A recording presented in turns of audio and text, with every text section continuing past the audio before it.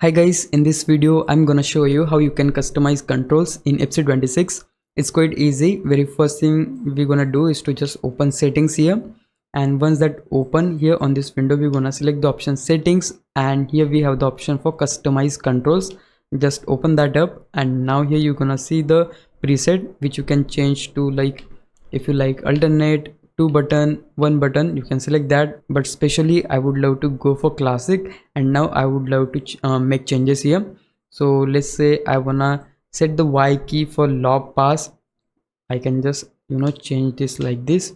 Okay, let's say I wanna choose B key for short pass. I can select this one and put it on this one, and you can see that they have changed the key for short pass. Similarly, you can change the finish shot modifier to something like sprint, and yep, you can see that they have changed. And this is exactly how you can change or customize controls in FC26. To save this, just get back from this. They're gonna give you this window. Now here you can save these controls either on custom A, custom B, or even on the empty slot. I would love to go with the empty. And yeah, this is exactly how you can customize controls in FC26. If you found this video helpful, please leave a like, subscribe the channel. I'll meet you in the next one. Bye bye.